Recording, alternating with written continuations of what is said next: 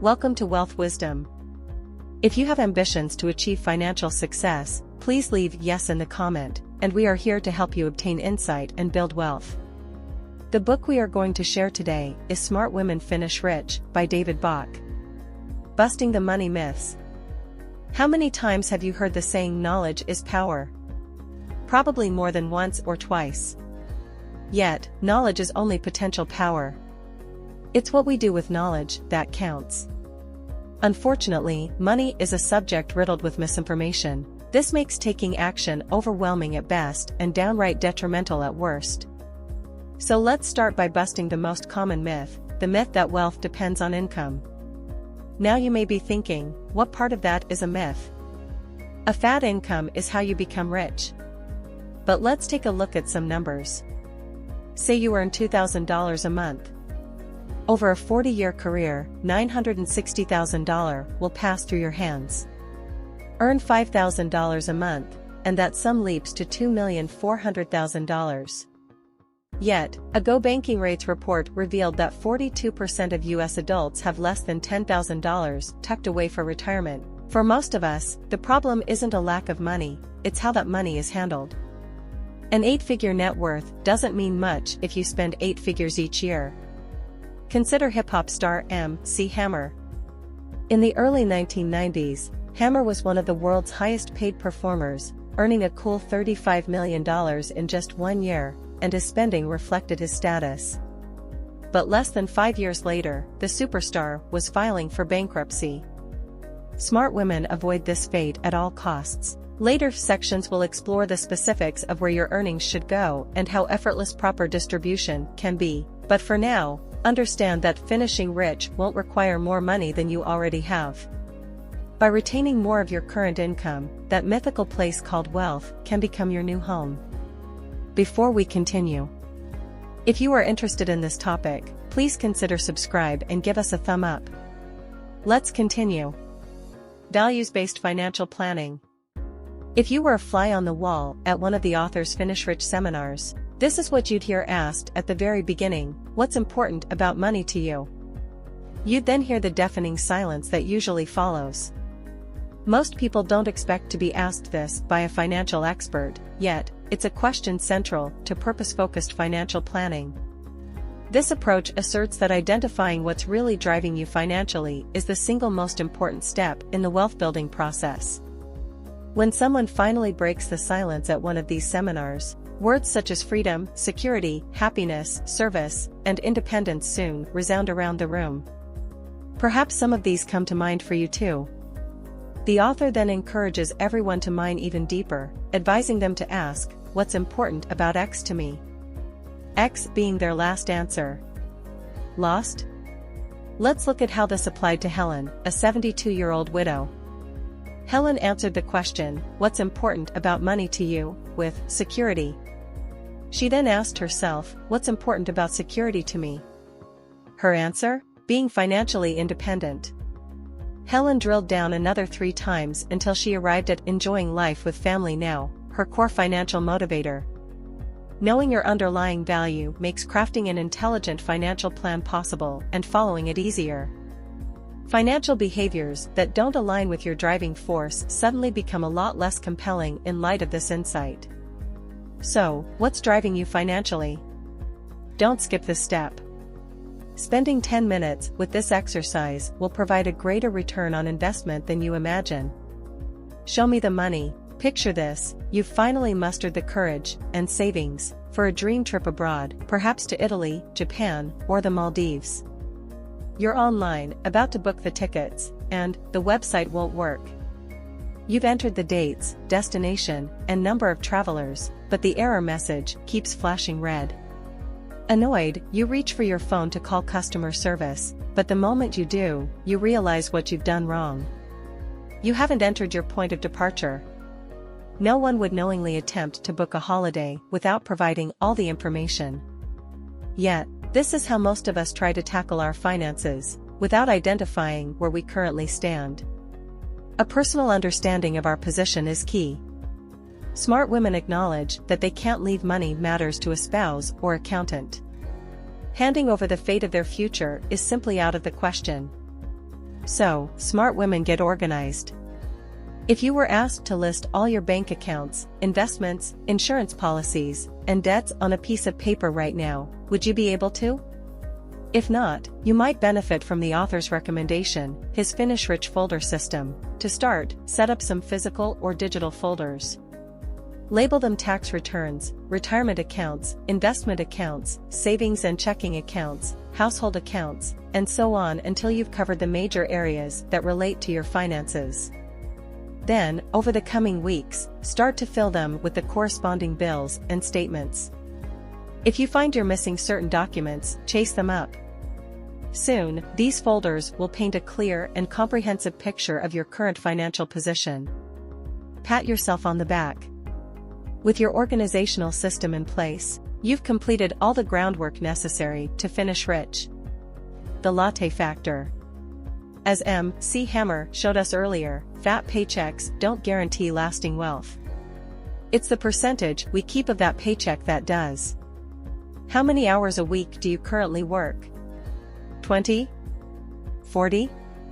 70 plus? How many of those hours go towards actually paying yourself instead of taxes, a mortgage or rent, car loans, and credit card bills? For most of us, it's a small miracle to have anything left to put toward our future. But this approach is backward. Paying yourself first, pre-tax investing, is the quickest, legal, route to building wealth.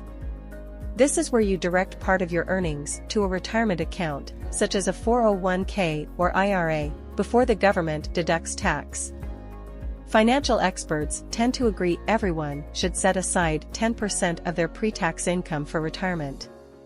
Everyone, however, typically uses men as the default, and as women's retirements average 20% longer than men's, women's nest eggs should be 20% larger, meaning that you'd need to save an additional 2% of your earnings. If saving 12% of your pre-tax income sounds unfathomable, try starting with just 1%. Then, each month, increase your savings by another 1%.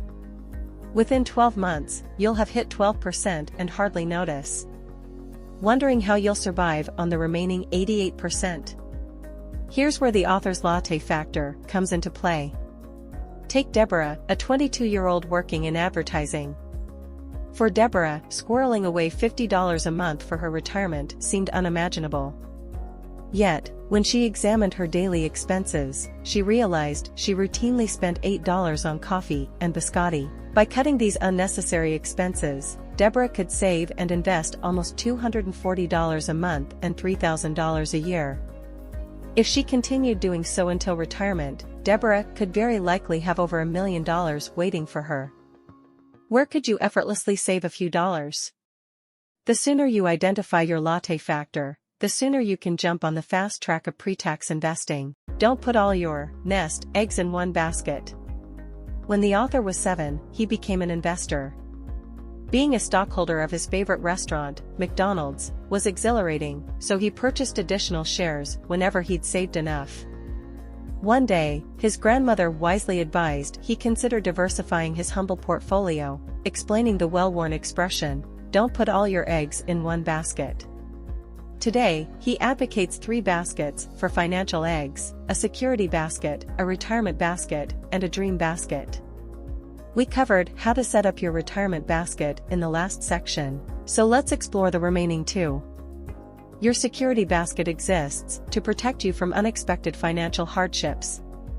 The exact amount will depend on your emotional makeup and employment circumstances.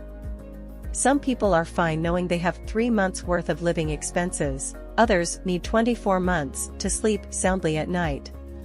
Equally important is how long it would take to replace your current income. Could you find another job paying the same amount in 3 months, or would this need a year? Less ambiguous is where your security basket should sit. For the author, there's only one answer: a money market account paying at least a 1% return. Now to your dream basket. Imagine you've just been handed a genie in a lamp. How would you use your 3 wishes? Would you start your own business? Devote your time to a charitable cause? Set off gallivanting around the world? Refer to the core value you identified earlier if you need some inspiration. Again, the amount to set aside will vary, but a good starting point is 5% of your after-tax income. Savings for short-term dreams can be kept safe in a money market account, but consider a balanced mutual fund for those with a mid to long-term horizon. Voila! Your nest eggs are now in all the right baskets. Investing mistakes you don't need to make. Can you recall a mistake you made years ago that you've never repeated again? For the author, it was sticking a screwdriver into an electric socket. He was only 5 at the time, but the lesson remains to this day. Learning from our mistakes is how we grow. Yet, smart women see that they can learn just as much from other people's as their own, and save themselves unnecessary pain in the process. When it comes to investing, one of the most detrimental mistakes you can make is to wait. Unfortunately, it's a mistake thousands make each year. We mentioned earlier that 42% of US adults have less than $10,000 tucked away for retirement. But here's an even scarier statistic: 14% have nothing whatsoever. It's never too late to start investing, but the sooner you do, the less you'll have to save and the more you'll have to eventually enjoy. The miracle of compound interest famously received Albert Einstein's acknowledgement, so we'd be wise to follow suit. Another area where you don't want to dawdle is buying a house. This mistake is particularly prevalent among young women, who assume it best to hold off until they've found their Mr. or Ms. Right. But think of it like this: when you own, you're making yourself rich; when you rent, you're making someone else rich. As a general rule of thumb, for every $1,000 you put towards your monthly rent, you could have $125,000 in a mortgage. What sounds better, spending $2,000 a month on rent that you'll never see again? Or taking out a mortgage that could provide you with a lifelong shelter or lucrative return on sale? We all make mistakes, and we'll probably make a few on our way to finishing rich. But we can minimize that number by learning from others. After all, we don't each need to personally jab a light socket with a screwdriver to know it's not the wisest thing to do. Smart kids can finish rich too. At this point, you may be screaming, "I wish I'd known this earlier." If so, you're not alone. In a report from the Council for Economic Education, 66% of US high schoolers failed a basic test of economic principles. What's more, a PricewaterhouseCoopers study revealed that only 31% of American K-12 teachers would feel completely comfortable teaching personal finance to their students. The financial education we receive is in desperate need of improvement. Why not help turn the tide, sharing your newly acquired knowledge with the children in your life? Helping a smart kid finish rich is a rewarding endeavor. If you don't have young ones yourself or in your family, consider becoming a mentor with an organization like the National Mentoring Partnership or Big Brothers and Sisters of America. The best place to start is by explaining where money comes from. We've all heard the expression "money doesn't grow on trees," but kids also need to recognize that money doesn't grow on ATMs or apps either. Letting children handle physical money, coins and notes, is a great way to introduce them to its true value. Also, don't be afraid to provide kids with a weekly allowance. A modest sum can be a fantastic teaching tool. Nelson Rockefeller recounts the strategy that his father, mega magnate John D. Rockefeller, used. Nelson and his siblings were given 25 cents a week. Of this, 10% had to go to charity, and another 10% had to go to savings. If they wanted more, they had to work for it. If they wanted to spend it, they had to note where it went. The Rockefellers are one of the wealthiest families in modern history. Why not take a leaf out of their book and help the kids in your life finish rich too? Attracting abundance. We started this chapter with the assertion that finishing rich doesn't require an 8-figure income.